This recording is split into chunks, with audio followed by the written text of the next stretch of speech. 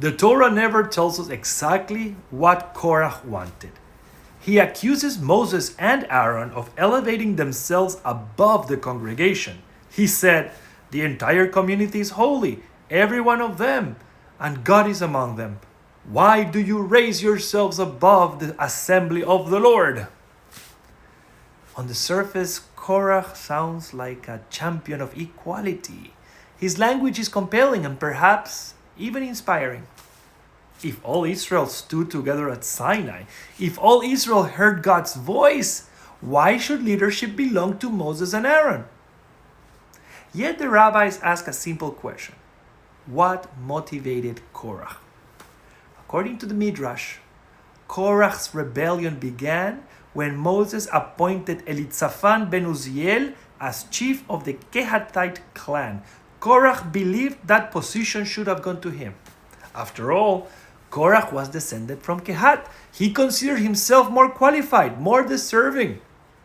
The Midrash imagines Korach saying, "My father was one of 4 brothers. Amram was the eldest, and he had 2 sons who received greatness.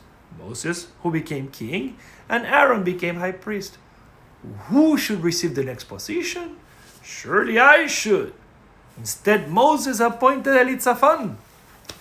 The rebellion, according to the rabbis, was not about theology or democracy. It was about comparison. Korach could not see what was already his because he was so focused on what belonged to someone else.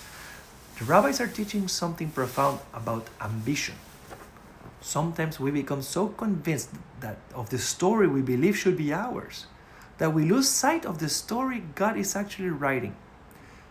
Korach's problem was entitlement. He believed destiny owed him a particular role. Korach was not lacking status. He was a Levite. He belonged to the tribe chosen for sacred service. He carried the holiest vessels of the Mishkan. Yet, none of that was enough because someone else had something he did not. Rabbi Jonathan Sachs noted that envy is unique among emotions because it makes us unhappy, not because of what we lack, but because of what someone else possesses. If I'm hungry, food satisfies me. If I'm tired, sleep satisfies me. But envy is never satisfied because its object is always another person. As long as Korach measured himself against Elitzaphan or Moses or Aaron, no honor could have been enough. The tragedy is that comparison blinds us to our own blessings. This is precisely why the Mishnah in Pirkei Avot warns us. Envy, lust, and the pursuit of honor remove a person from the world. The commentators ask, what does it mean to be removed from the world? One answer is that these qualities prevent us from inhabiting our own lives. We become so preoccupied with what others possess, what others achieve, and how others are perceived that we cease to appreciate the blessings and responsibilities that are already ours.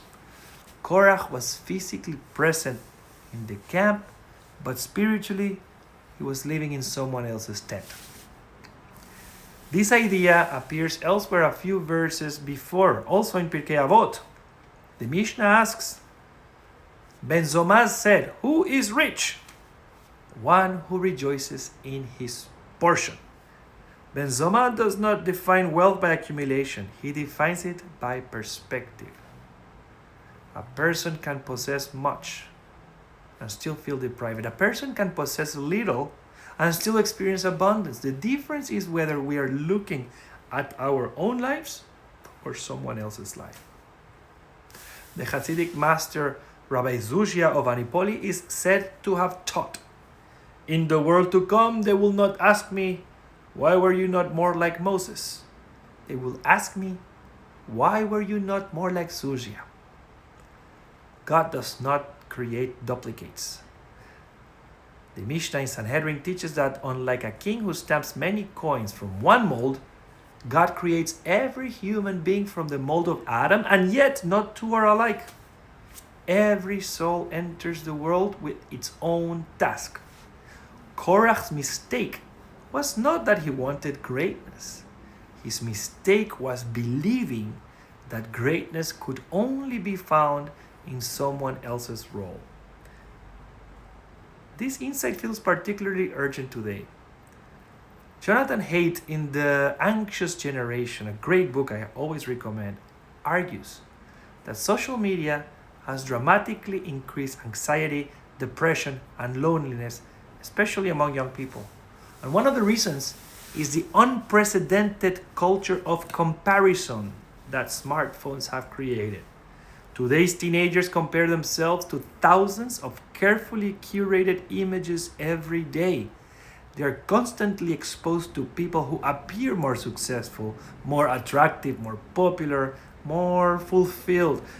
But if we are honest, this is not only a problem for teenagers.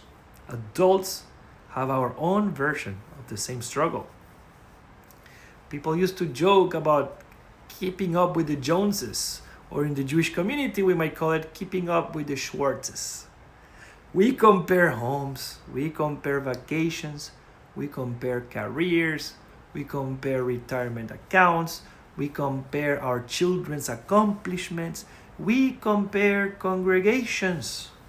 We compare ourselves to people whose private struggles we do not know and whose public image may bear little resemblance to reality. Korach did not have Instagram. He didn't have Facebook. He didn't have LinkedIn. Yet, Korach spent his life scrolling through someone else's blessings.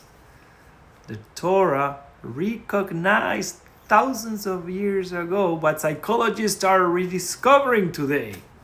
Comparison is often the enemy of gratitude. The tragedy of Korach is not that he lacked greatness.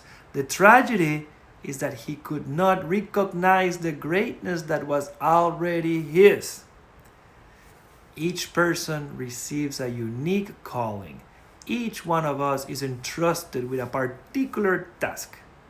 And spiritual maturity begins when we stop measuring our lives against someone else's and begin discovering the holiness hidden within our own.